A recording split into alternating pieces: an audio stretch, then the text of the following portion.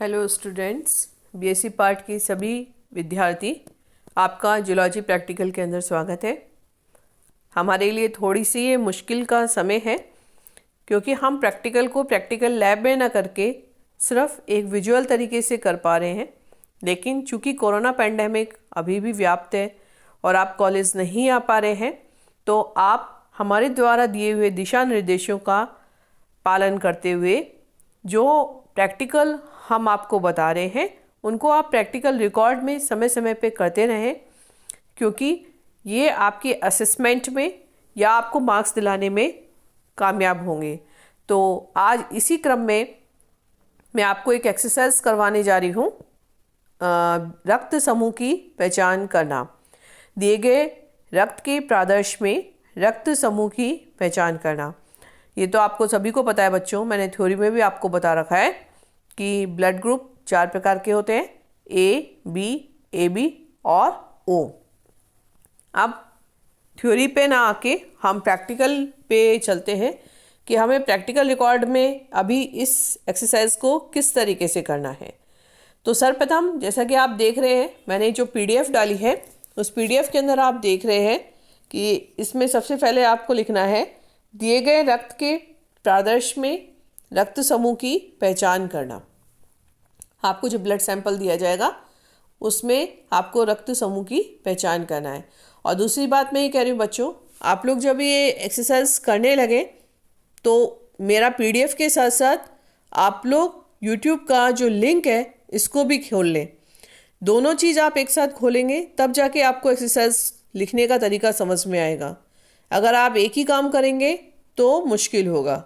इसलिए सभी विद्यार्थियों से इस माध्यम से मेरी अपील है कि आप दोनों चीज़ें एक साथ रखें, पीडीएफ को भी खोलें और साथ साथ यूट्यूब पे जो हम लोग लेक्चर डिलीवर कर रहे हैं उसको भी आप सुने। तब दोनों चीज़ें आपके सामने होंगी तो आपको ज़रूर से समझ में आएगा। तो आप देखिए, इसमें उद्देश्य दिया है मैंने, दिए गए रक्त के प्रादर्श में रक्त समूह की पहचान करना।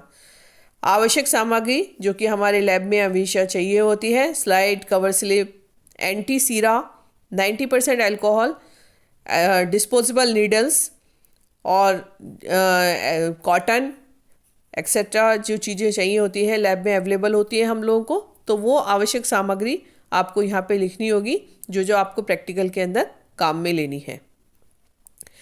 अब तीसरा है, हर एक प्रैक्टिकल के साथ आपको सिद्धांत लिखना आवश्यक होता है। ये किस सिद्धांत पे ये प्रैक्टिकल कार्य करता है। तो देखिए, मैंने सिद्धांत आपको लिख के दिया है, वैसा का वैसा आप याद भी करें और पढ़ें भी।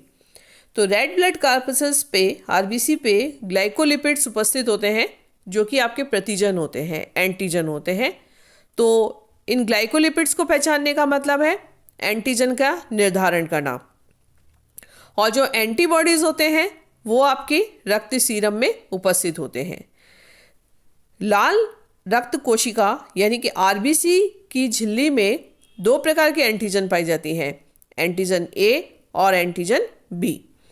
और साइमल्टेनियसली आपका जो प्लाज्मा होता है या सीरम होता है, ब्लड सीरम होता है, उसमें आपके 2 एंटीबॉडीज होती हैं, एंटीबॉडी ए और एंटीबॉडी बी। एंटीजन की प्रेजेंस के कारण हमने ब्लड ग्रुप को 4 भागों में बांट रखा है: blood group A, blood group B, blood group A B और ब्लड ग्रुप ओ। अब आइए देखिए, नेक्स्ट स्लाइड में आप देख रहे हैं मैंने ब्लड ग्रुप ए का बताया है। जो नीले गोल सर्कल्स हैं वो आरबीसी हैं और जो रेड कलर से बाहर लिखा हुआ है वो एंटी सीरा है। तो आरबीसी के ऊपर एंटीजन ए है और रक्त सीरम में एंटीबॉडी बी पाई जाती है। साइमल्टेनियसली आप ब्लड ग्रुप ए बी पे चलें तो जो ब्लू सर्कल्स हैं उनमें वो आरबीसी हैं और उनमें एंटीजन बी पाई जा रही है, और उनके चारों ओर जो रेड पेन से लिखा हुआ है वो ब्लड सीरम है और उसमें एंटी ए पाई जा रही है। ब्लड ग्रुप ए बी पे आइए, आरबीसी के अंदर ए बी एंटीजन दोनों उपस्थित हैं और बाहर की तरफ देखिए, सीरम के अंदर कोई भी प्रोटीन प्रेजेंट नहीं है, अर्थात कोई भी प्रकार की एंटीबॉडीज नहीं है। ब्लड ग्रुप ओ, इसके अंदर आरबीसी पे देखिए आप, नो एंटीजन, यहाँ पर कोई भी प्रकार की एंटीजन नहीं है। और बाहर की तरफ देखिए ब्लड सीरम के अंदर, यहाँ पर दोनों प्रकार की एंटीबॉडीज उपस्थित हैं। अब हम आते हैं आरएच ब्लड ग्रुप के ऊपर। एक एंटीजन और प्रेजेंट होती है आरबीसी के ऊपर, जिसे हम आरएच के एंटीजन कहते हैं। और आरएच कारक की जो खोज थी वो लेंसनर और विनर ने की थी। आपको ये बात लिखनी है रिकॉर्ड के अंदर।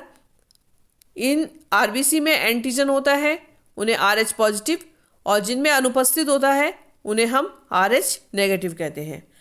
अब आप देखिए, ये सारा काम आपको राइटिंग शीट पे करना है। ये पूरा का पूरा कार्य जितना भी है, ये सारा का सारा आपको राइटिंग शीट पे करना है।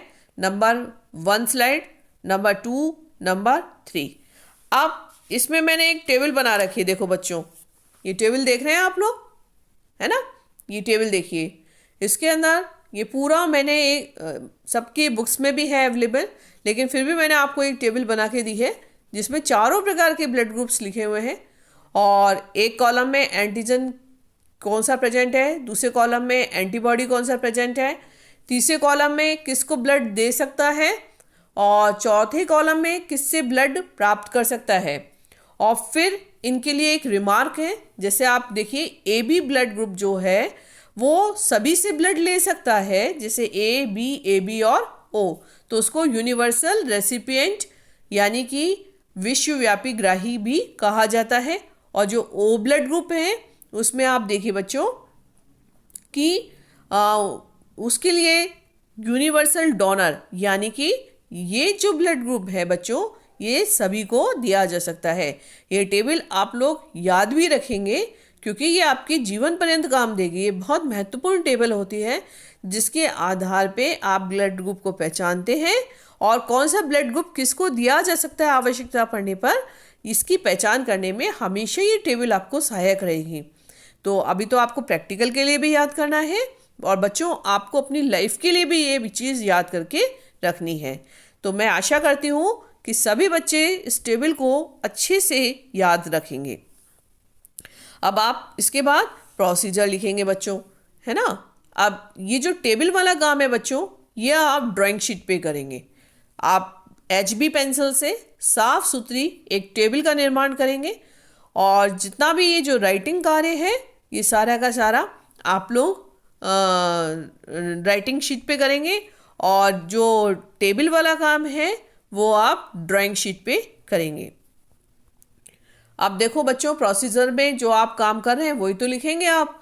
तो मैंने उसी आधार पे आपको लिखा है कि एक स्लाइड पे हम रक्त की 3 बूंदें डालते हैं और साथ में ही तीनों एंटीसीरा जो हमारे सामने आए होते हैं, उन तीनों एंटीसीरा की एक एक बूंद इन तीनों रक्त बिंदुओं पे डालते हैं।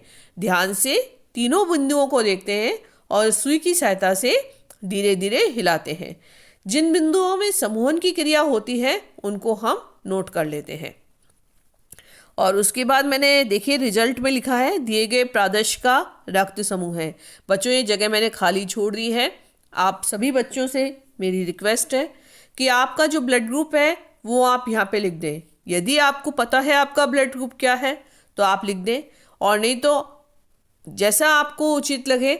अगर कभी लैब में प्रैक्टिकल होगा तो उस समय जो आप ब्लड ग्रुप ज्ञात करेंगे, वो ज्ञात करने के बाद वो जो ब्लड ग्रुप है वो आप इस खाली स्थान में भर देंगे।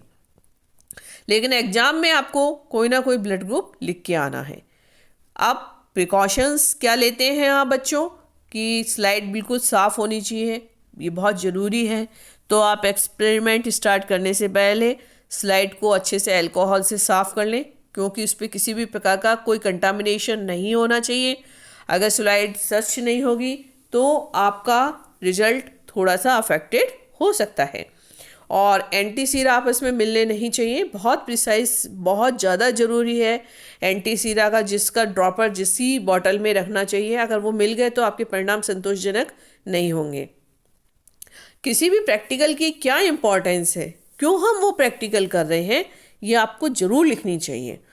जैसे रुधिर समूह का हम क्यों यूज़ करते हैं, सब बच्चे जानते हैं। इमरजेंसी होने पे, किसी के एक्सीडेंट होने पे, तकलीफ़ होने पे ब्लड ग्रुप चढ़ाया जाता है, और अगर ब्लड ग्रुप मिले नहीं तो ऐसी अवस्था में उस जो ब्लड ग्रुप आपने जिसको दिया है, जो ग्राही है, उसकी मृत्यु तक भी हो सकती है। अतः इस परिस्थिति को टालने के लिए ब्लड ग्रुप आइडेंटिफिकेशन होना बहुत आवश्यक होता है। आपने बहुत बार सुना होगा, अपने घर में भी सुना होगा कि फलाने व्यक्ति ने उसको रक्त दिया है और इतना ब्लड दिया, 2 बोतल ब्लड दी, 1 बोतल ब्लड दी, तब जाके उसकी जान बची। तो ये चीज़ आपने अपने जीवन में कभी ना कभी सुनी जरूर होगी। तो वही इसकी इम्पोर्टेंस है कि ब्लड ग्रुप का जो हम यूज़ है वो ब्लड ट्रांसफ्यूजन में करते हैं। इसके अलावा पेरेंटिज्म में, विवादित पेरेंटिज्म यानी कि कभी जो इस तरीके की लड़ाइयाँ होती हैं, तथा मानव जनसंख्या वर्णन हेतु इसका उपयोग किया जाता है। आशा है बच्चों आप इस वीडियो को ज़रूर देखेंगे, सब्सक्राइब करेंगे और दोनों चीज़ें साथ रखेंगे, PDF को भी और वीडियो को भी, और उसके बाद आप लोग इसको रिकॉर्ड में अवश्य कर लेंगे। Thank you.